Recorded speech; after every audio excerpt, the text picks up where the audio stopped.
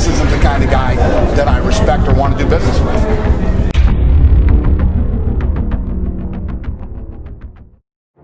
There aren't many men in the history of MMA who have been able to reach its peak, and even fewer who have managed to stay there. Whether it's bad luck, injuries, or the sport just doing what it does, staying on top is truly a testament to the level of commitment and determination that an athlete possesses. However, this isn't always true. In some cases, a once promising future can be ripped out from right underneath you without even having stepped foot in the octagon. The story of Josh Barnett is that of a man who was once the youngest champion in UFC heavyweight history and on a surefire path for greatness, but continued to surround himself in PED controversy throughout his entire career. Whether it was tainted supplements or just the dick pills he got from John Jones, Josh will forever go down as having failed multiple drug tests across 3 different organizations. However, even with this considered, Josh may not have been the cleanest fighter in his era and not lived up to his full potential because of it. He still held great victories over some of the best competition in the entire world. Sporting a record of 35-5, well, if you don't include Cro Cop, of course, he got 19 submissions, 10 knockouts, a fight of the night bonus in the UFC, and hey, is even an avid Magic the Gathering player.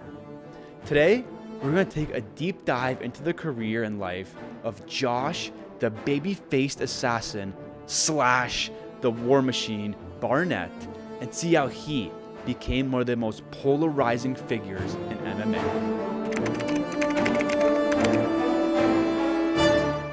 Joshua Lawrence Barnett was born November 12, 1977 in Seattle, Washington. Josh was a troubled child, to say the least, often getting into countless altercations and fights due to his extremely short temper. He was a handful for anybody to handle. Well, that was until he began participating in anger management programs. It would be there, in these classes, where he learned that he could actually channel his anger into something good, and that good being athletics, of course. Sports such as wrestling, judo, kickboxing, and even football proved to be great outlets for Josh.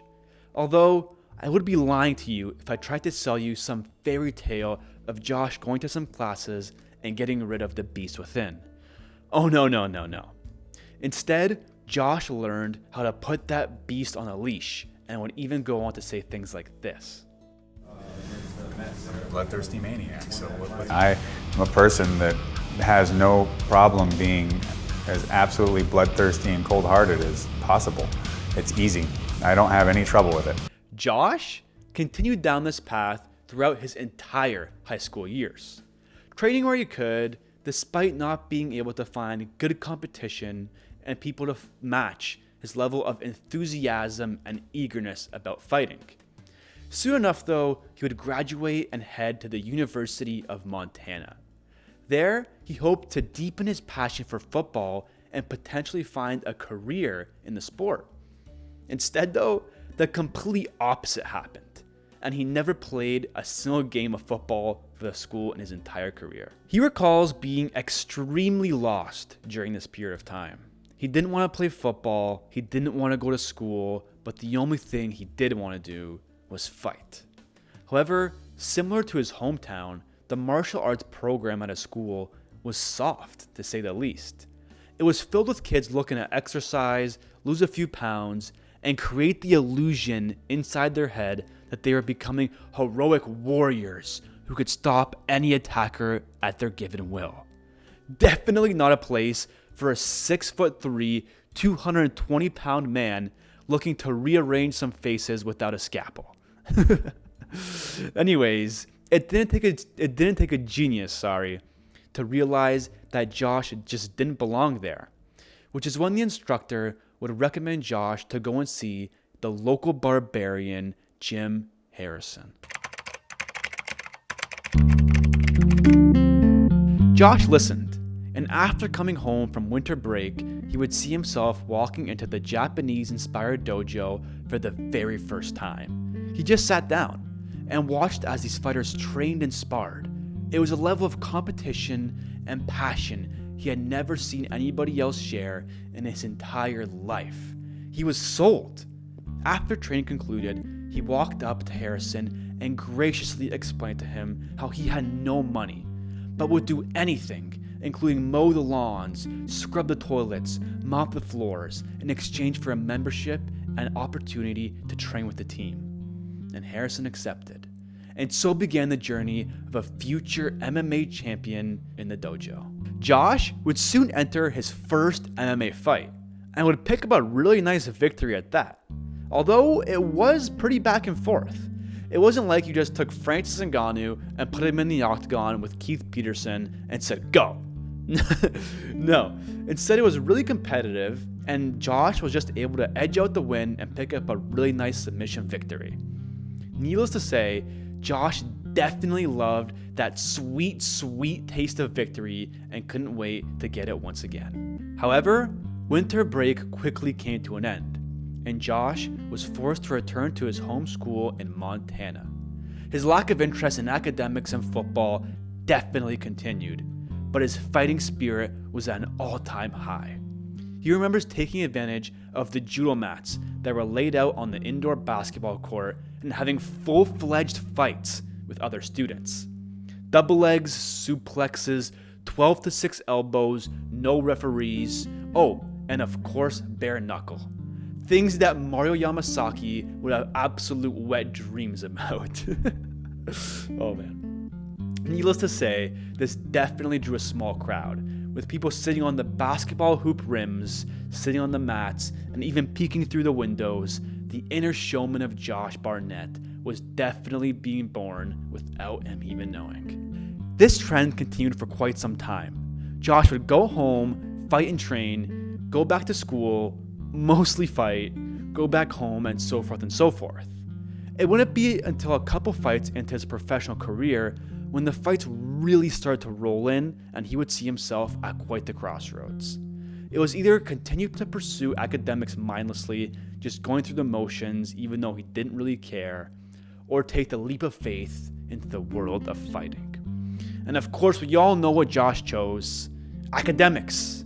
Josh would then go down as one of the most world-famous mathematicians, developing world-revolutionizing math equations and earning him multiple awards across many disciplines, the most famous of them all being the Nobel Prize of Mathematics. Okay, maybe that was a lie, of course, yeah. Josh chose fighting, of course. And under the recommendation of his coach Harrison, he would move to train with the likes of Maurice Smith and Matt Hume.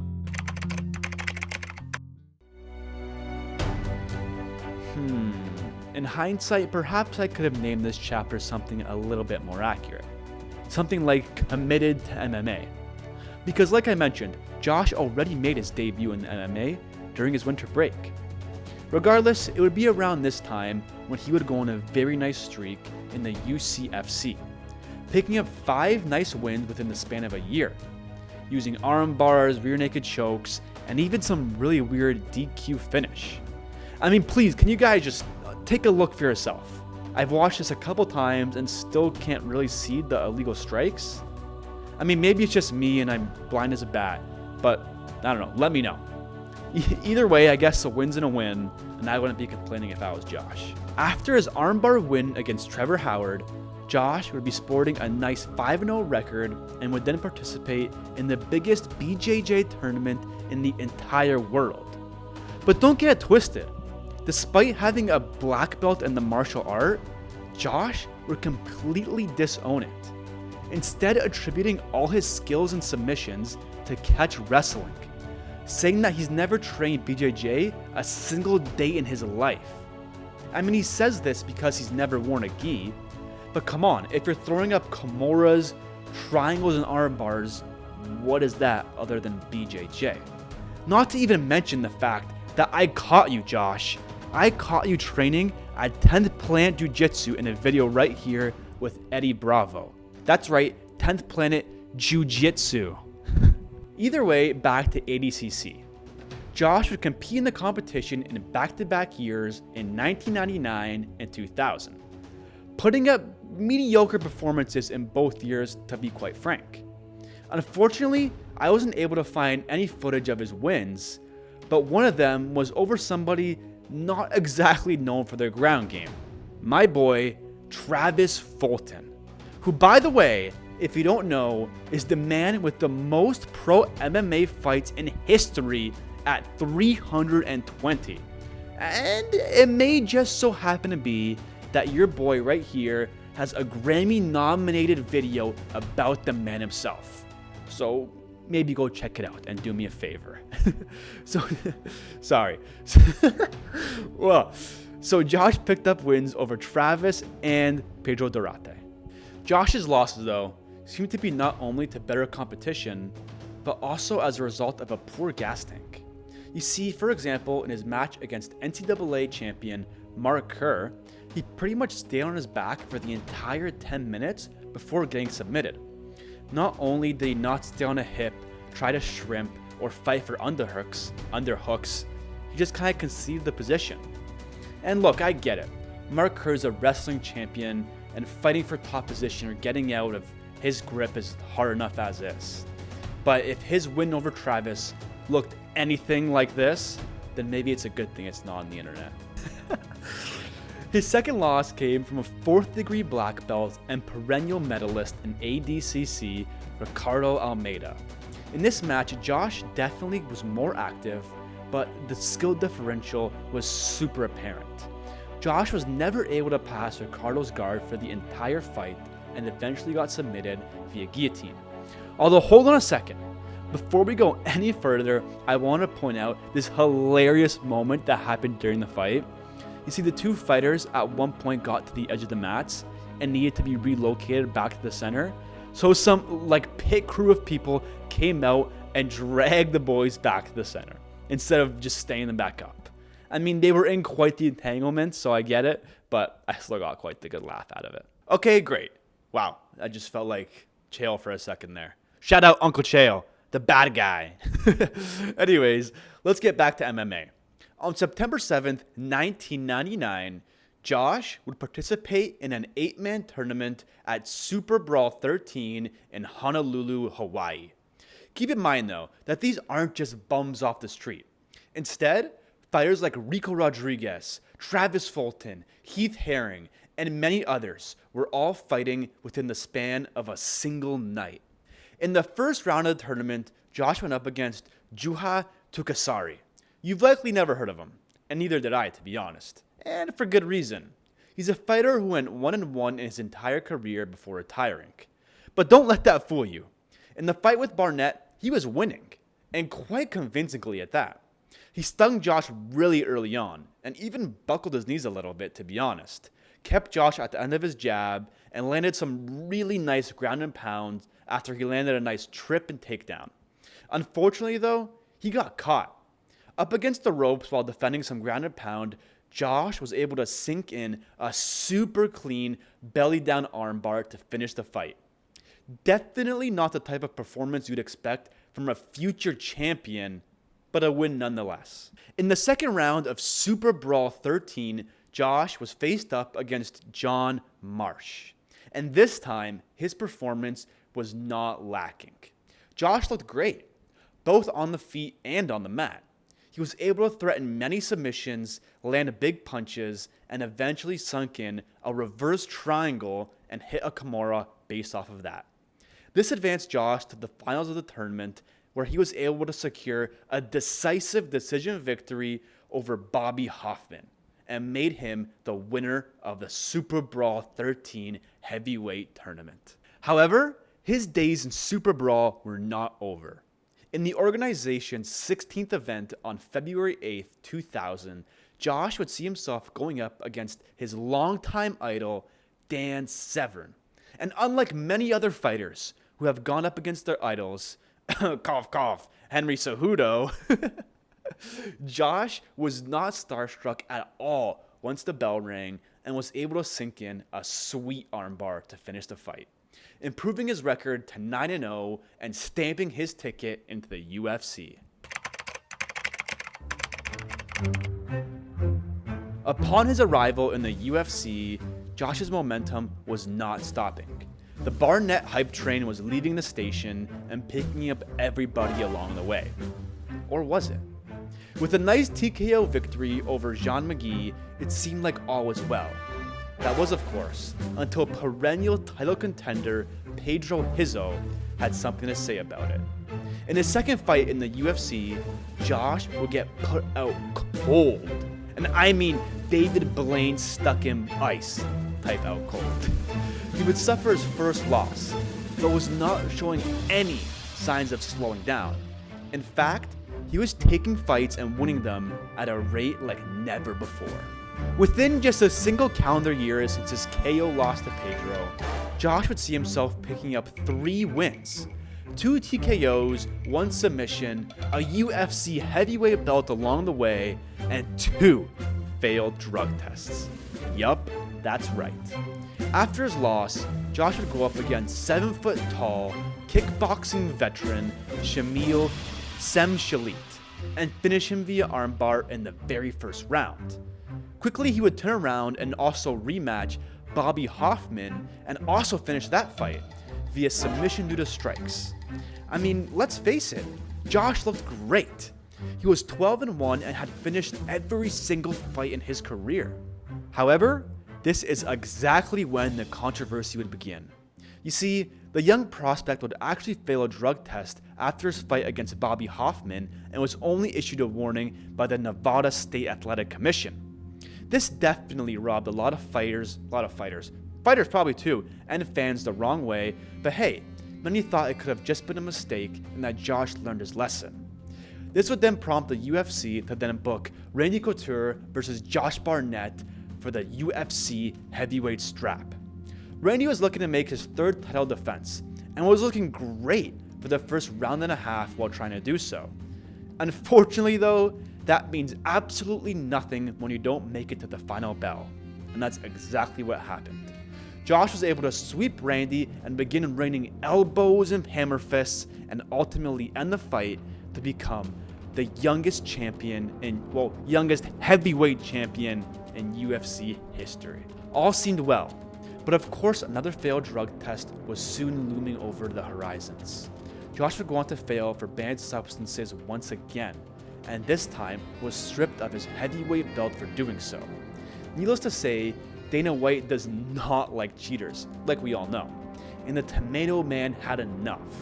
Josh was done in the UFC. But the thing is with me, we're all human beings, man. And I don't care who you are, how fucking great you are, or what you know, the line you walk or whatever, we've all made mistakes. My thing is, people are going to make mistakes, and I judge you by how you react to the mistake you made, you know?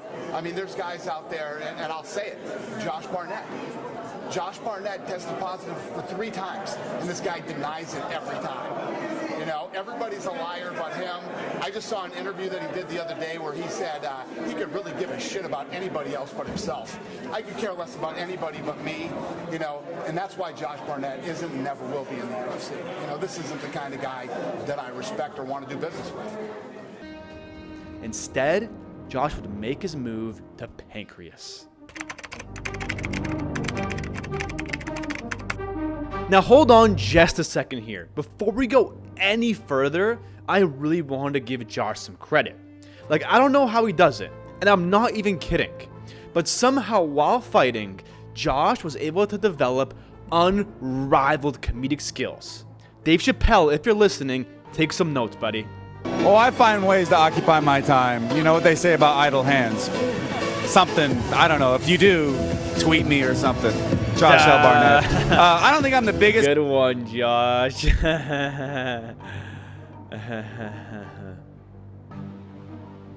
Here's another crowd favorite that even got him some praise from world-renowned comedians such as Brendan Schaub. What do you make of him as an opponent? I would make of him out of clay, probably. Wow, I can barely contain the laughter.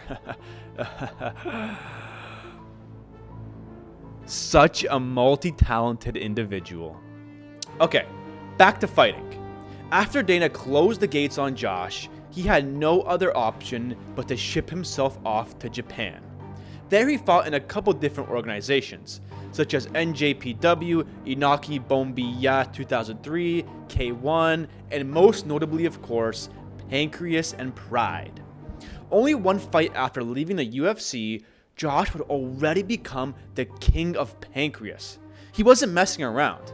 He picked up a first-round TKO victory and followed it up with a third-round RNC to claim the King of Pancrase title. And he wasn't slowing down. He then picked up an armbar a triangle armbar to defend his title, and another armbar to defend once again. He was tearing it up.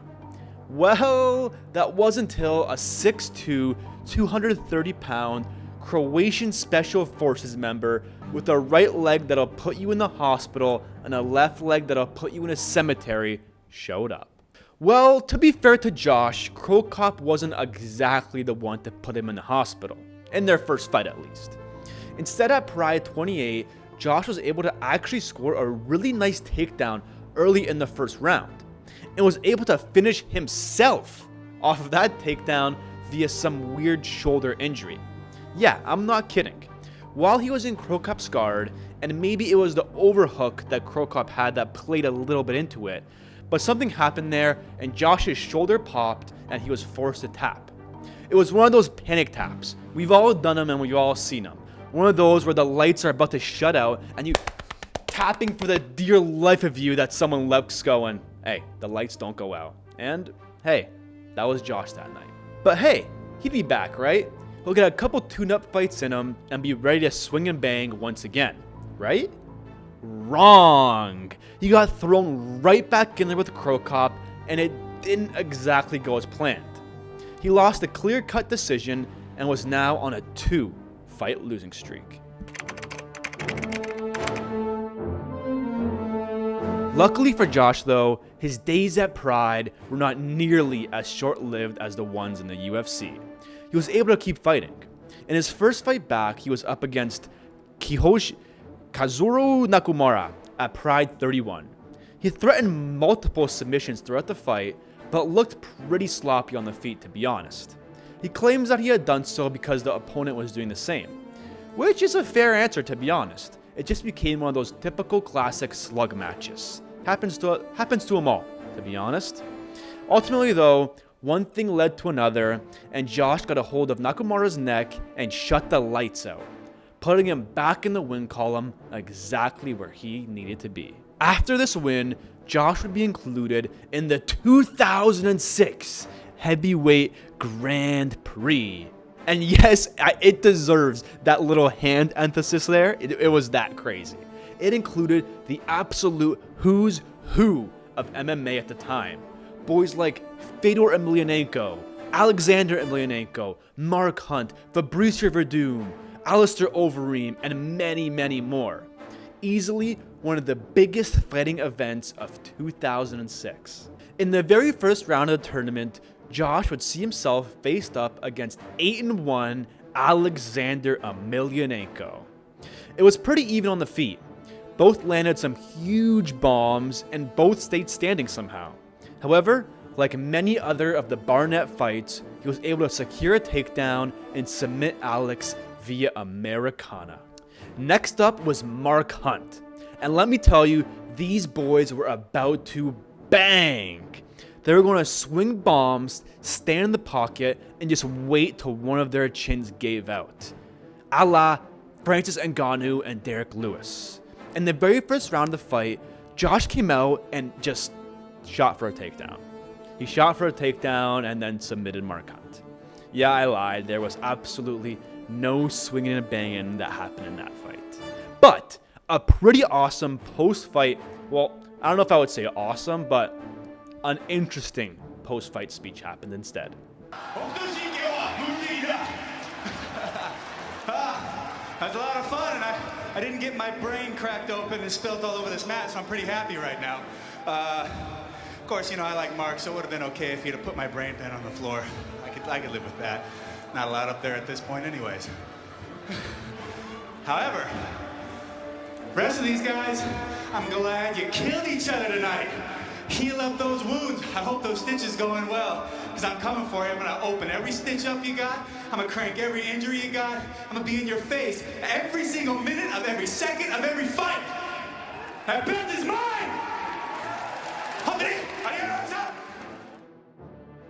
Wow, yeah, that's something alright, I guess. It's like if you took Chael Sonnen and Stephen Wonderboy Thompson, mix them together, and that's the kind of trash talk that Josh was spewing out after that fight against Mark.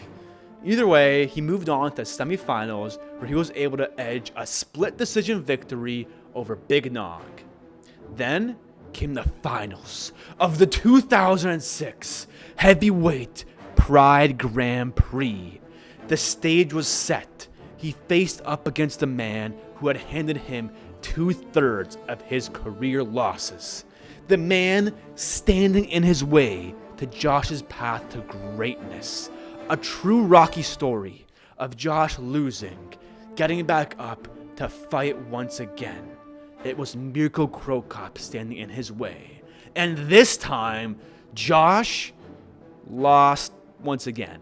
And to make things even worse, it was via TKO. So yeah, legit 3/4 of his losses were to one guy during a given point in time. After this loss in the finals, Josh would go on to fight in Pride one last time. And unfortunately, it was a loss to Big Nog. Either way, he would go on to some promotion called World Victory, pick up a few wins there, bounce around a bit, until finally arriving at Affliction. Affliction was a new promotion, looking to pay fighters seemingly what they deserved. In their very first event, this is how much they paid each of their fighters. Well, somewhere, I'm pointing, it should be somewhere around here. You get the point. And I know what you're thinking. These are some of the best fighters in the entire world at that time. Fighters like Fedor, Tim, Vitor, Josh, and so on. But we don't even see UFC champions pushing 800K to show most of the time. And I get it, they have pay-per-view points, they make money off that. But hey, it was 2006, and they're still making more money. Either way, let's compare this to the Barnett versus Amir card salaries. Boys like Al, Porier, Pettis, and Chad all were pushing 30K or less to show for that card. And I hear you, you might say those guys were no names at that time. Which fine, I'll give you that. So let's look at the Porier and Hooker card. 7 fighters on that Affliction card in 2006. Well, 2008 or 7, sorry, I might be messing up those dates. But either way, a long time ago, 7 of those boys made more money to show than Porier did.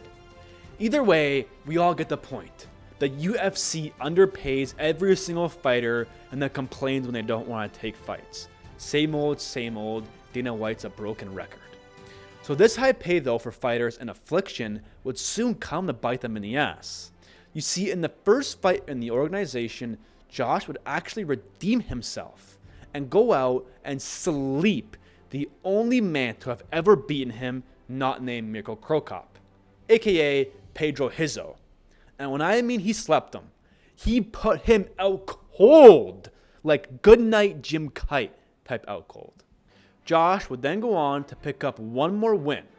But then, after that win, the stage was set for the biggest fight in the promotion's history. I mean, it would only be their 3rd event, but still, give him some credit, okay? It was the 30-1 Fedor Emelianenko versus the 27-5 Josh Barnett. Affliction spent months promoting these events and dumped a whole lot of cash into it. I mean, they were already financially unstable. Similar to 90% of the American population, they were living paycheck to paycheck in order to survive. And when Josh popped for the 3rd time, so did they. Yup, that's right. The California State Athletic Commission caught him. Josh even requested that his B sample get tested because he just couldn't believe it. And guess what? Yeah, it came back positive too. Oh, and like I mentioned, because of this, the main event for Affliction 3 was now doomed and couldn't happen. The company spent months, like I mentioned, promoting and sinking money into this event, and now just wouldn't get paid. Some blame Josh and others don't. Some people say it's the organization's fault actually for being negligent in thinking that a 2-time popper wouldn't pop again. But still, if Josh hadn't done this, then who knows where Affliction would have been today. Oh, and to make matters even worse, I was researching and I saw that the vice president of Affliction is now your local boxer size coach at a Good Life Fitness. Yeah, I'm not making that up. I'm sure he loves Josh Barnett now.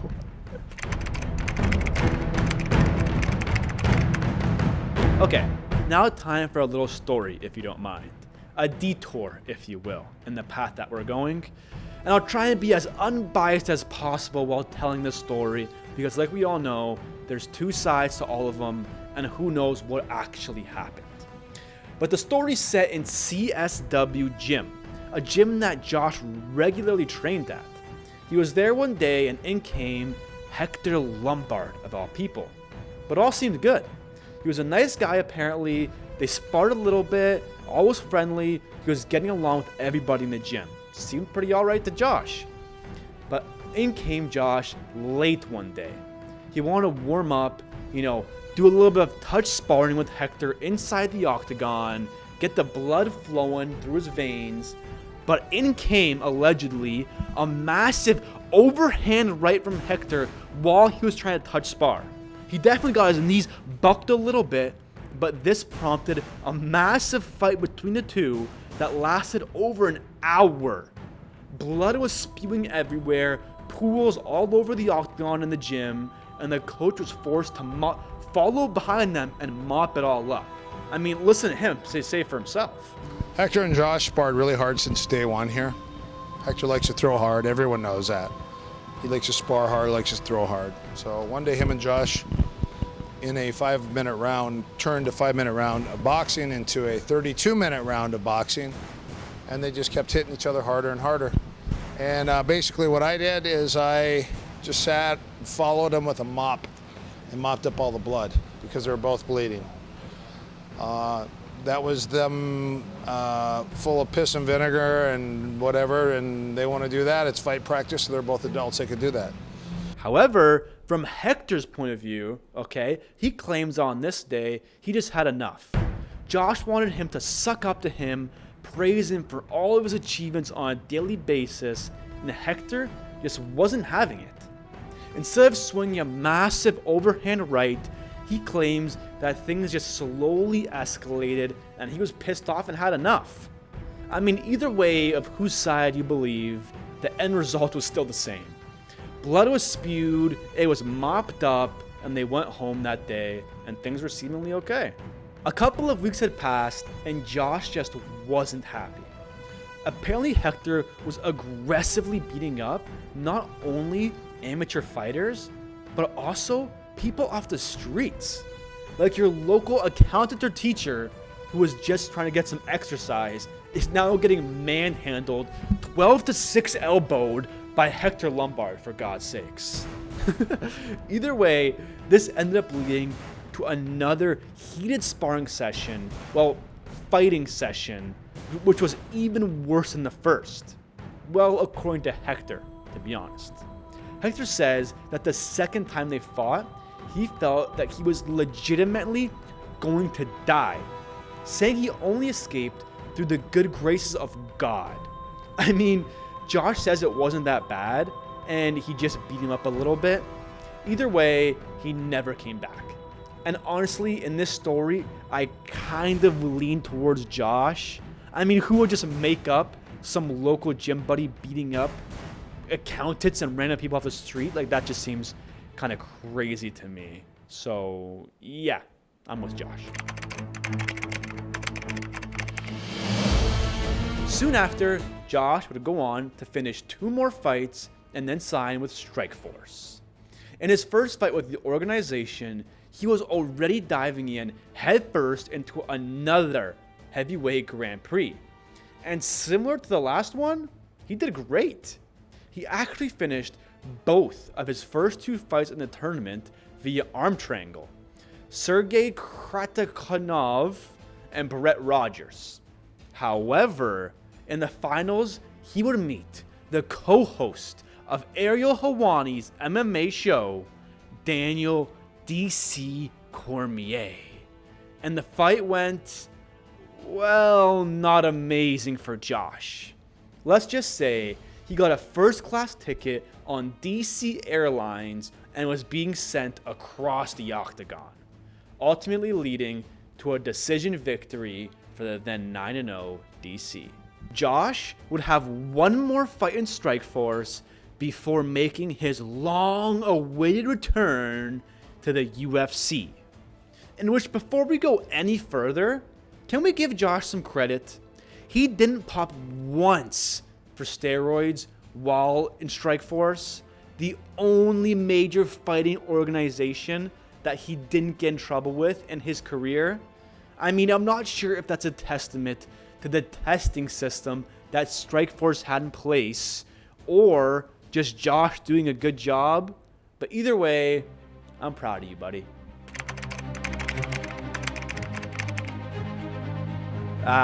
The return to the UFC.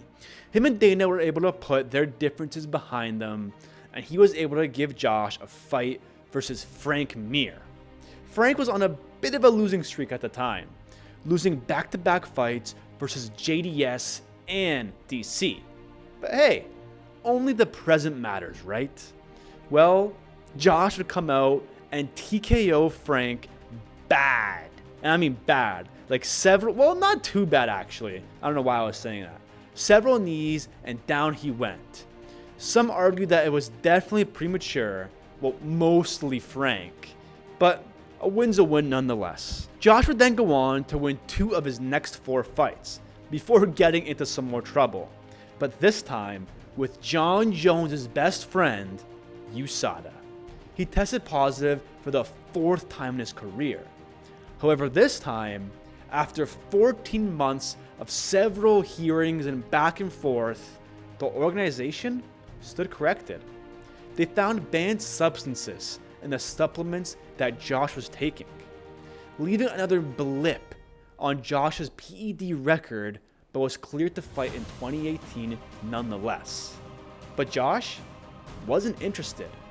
He was furious with the way that USADA treated him and refused to ever work with them again in his entire career, leading him to leave the UFC once again. Yup, I'm really not making this up. He actually left because he didn't trust USADA. Josh would then go to the only place where over the hill, washed up UFC fighters looking to retire go, Bellator. And on December 20th, 2019, he was supposed to headline a Salute to the Troops event in Hawaii. However, things went south. And no, don't worry. This time, it wasn't PED related. Instead, he was severely ill, and even explained how he felt in this video here. Today was a travesty, and you won't find anybody more disappointed than me on it being unable to get out there and fight, to be a part of that main event for the troops tonight, and to provide some much needed entertainment to showcase Bellator and it's more than capable, it's world-class talent, and to give Hani Marks an opportunity to be in there in the main event. And I've done everything that I could today to try and be of sound mind and body to get in the ring. I woke up in the middle of the night with chills and fevers and aches and pains, kidneys, feel like someone's been hitting them for 12 rounds. And I got two liters of fluids put in me, and I've taken every allowable medication to try and get me up to snuff to be able to get to the cage.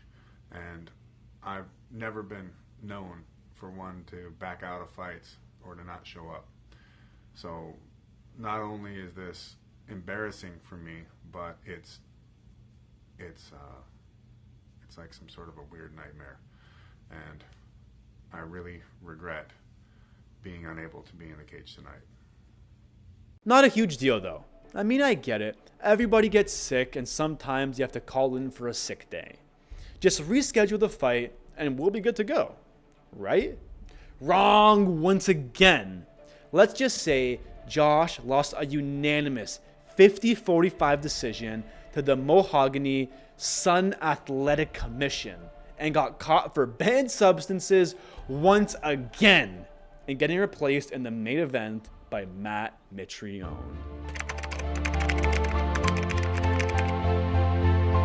This brings us to today, with 5 failed drug tests in total, 1 forgiven, and 1 with who knows what going on in Bellator.